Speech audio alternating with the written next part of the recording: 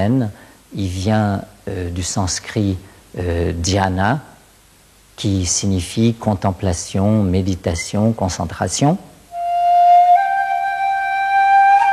C'est une phrase qu'on entend souvent, qu'on lit partout, et je pense que ça veut dire être cool, quoi, être peinard ou pas être stressé, enfin, quelque chose comme ça.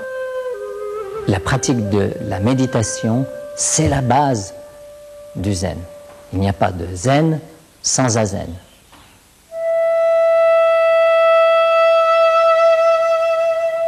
Maître Taikan Gyōji a ouvert ce centre d'enseignement et de pratique du Zen Rinzai en 1987 à la demande de ses maîtres à son retour du Japon. Loin de la société de consommation et des lieux de vacances habituels, Anne, Yvan, Gérard, Willy et une dizaine d'autres participants venus de toute la France, d'Allemagne et d'Italie ont choisi de passer une semaine en Ardèche dans la belle vallée de l'Eyrieux, au centre Zen La Falaise Verte, pour participer à une séchine, un stage où l'on pratique la méditation de façon intensive. La méditation bouddhiste, en général, toutes écoles confondues, c'est se concentrer sur ses respirations. Je dirais que le souffle, c'est la vie. En japonais, le mot vivre et le mot respirer, c'est le même mot, iki. Lorsqu'on pratique zazen, les respirations tout naturellement s'allongent. La vocation de ce centre est d'organiser plusieurs grandes séchines par an en ayant pour modèle ce qui se pratique dans les monastères Rinzai japonais. Le programme est très diversifié. Pratique de zazen, la méditation assise, de kinin, la méditation en marchant, et de samu, le travail manuel, sans oublier un temps consacré aux instructions individuelles dispensées par le maître.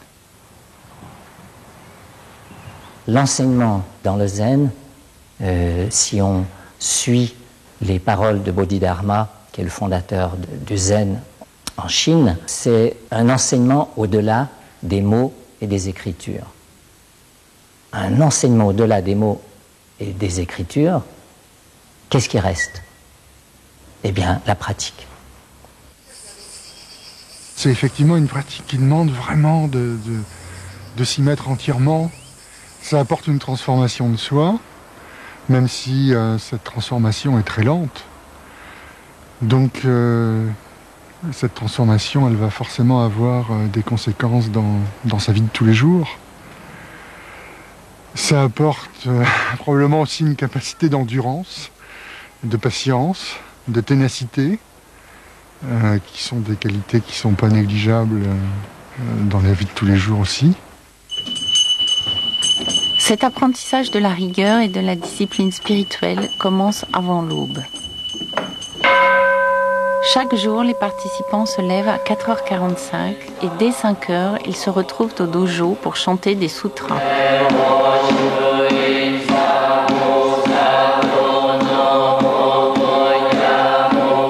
Les sutras, comme le sutra du lotus, sont les enseignements transmis par le Bouddha. En conservant la langue originale du zen, Maître Gyōji met l'accent plus sur le travail de la voix et des sonorités que sur la compréhension du texte.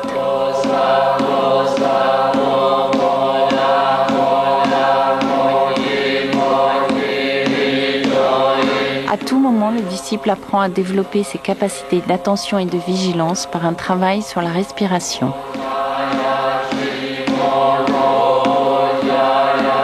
La technique de respiration pratiquée ici, qui est inspirée par le maître de Shofukuji actuel, qui enseigne et pratique lui-même le Susokan. Le Susokan signifie décompte des respirations.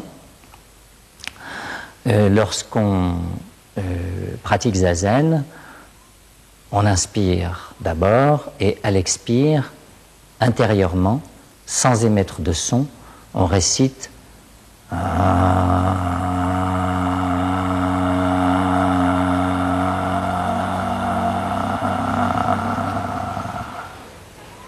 on inspire.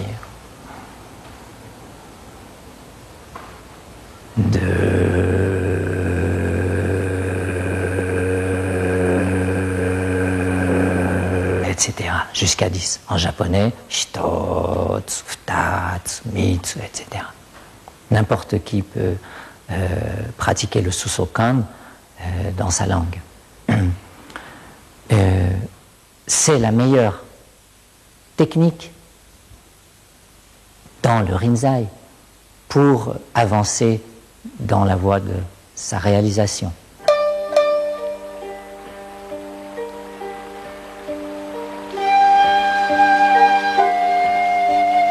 La concentration profonde sur l'instant se retrouve dans toutes les voies de l'art japonais. Le kyudo, la voie de l'arc, le shado, la voie du thé, le kado, la voie des fleurs. Ainsi, dans la pratique de la calligraphie zen, Itsusendo, le disciple découvre qu'il peut faire un avec le pinceau, la respiration, le geste et le papier dans l'acte de tracer l'idéogramme.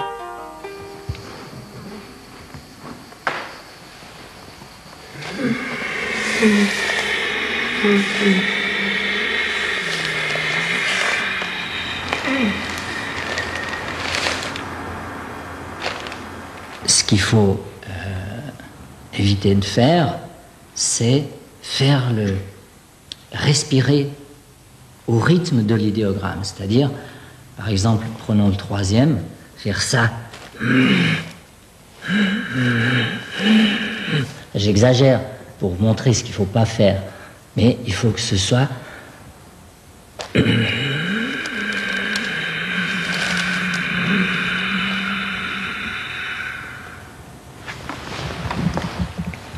là, l'accent est mis sur expire. Ainsi, la pratique du zen ne consiste pas seulement, comme beaucoup le pensent à tort, à méditer assis dans la position du lotus sur un coussin, un zafu, posé sur le sol. C'est en réalité la recherche permanente de la synchronisation parfaite du corps et de l'esprit à chaque instant de la vie. La pratique du zazen enseigne comment aborder la réalité de la vie, comment aborder son quotidien, comment, en fin de compte, faire en sorte que le quotidien soit une occasion de réalisation. C'est sûrement une difficulté de transposer ce qu'on peut vivre à l'intérieur d'une séchine dans la vie quotidienne. La vie dans un centre, c'est-à-dire la pratique et le travail, le samu, pour moi le travail de tenzo, de cuisine, il n'y a pas de différence réelle. Pendant Zazen, on nous enseigne à être présent à l'instant présent, à être concentré sur nos respirations. Et dans les gestes du quotidien, c'est la même chose. Quand je découpe un légume, quand je lis un livre, tous les actes de la vie quotidienne peuvent être faits dans le même esprit.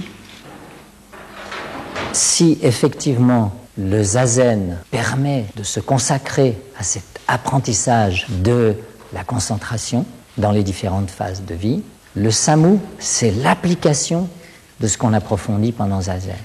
Parce que la réalité de la vie, elle est dans le quotidien. Quand le disciple est prêt, le maître est là, et on ne peut enseigner qu'à celui qui veut apprendre. Le maître va guider son élève sur la voie, sur le chemin qu'il a lui-même parcouru. Quand j'ai découvert Maître Joji et son centre, la chose qui était déterminante, c'était le contact direct possible avec lui. Il n'y a pratiquement pas d'enseignement collectif, c'est pas du tout son style. Donc son mode d'enseignement, c'est vraiment le mode d'enseignement 2 à 2, en entretien individuel. Tout simplement pour ça, c'est important de pouvoir avoir un rapport direct avec un maître qui est passé par toutes les phases que l'on peut passer et qui peut remettre les choses dans l'axe. Dans le Zen Rinzai, le maître complète son enseignement en donnant à ses disciples des petites phrases sans logique apparente sur lesquelles ils doivent méditer. Ces phrases se nomment des koans. La méditation sur ces koans aide à changer ses habitudes mentales et à se libérer des émotions ordinaires. On peut dire qu'un koan, c'est un problème à résoudre non intellectuellement.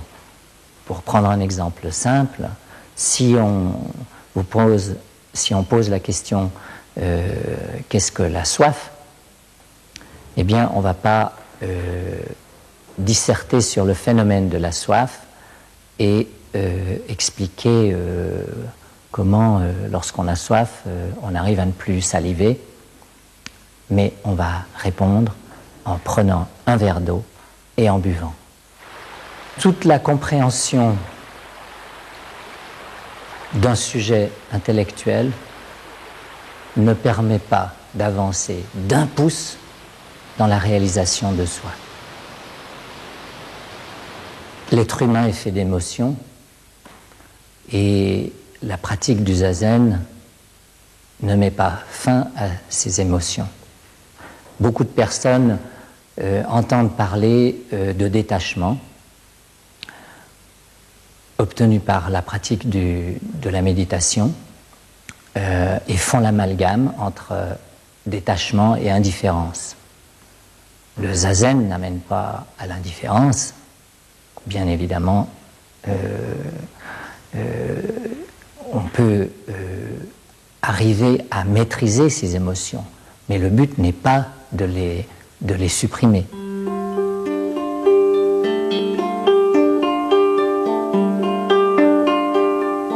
À l'heure où notre monde s'accélère, la rencontre avec soi-même dans le silence et la concentration d'un environnement zen nous montre qu'il est toujours possible de mener les actions quotidiennes avec un esprit libre, entièrement concentré sur le temps présent.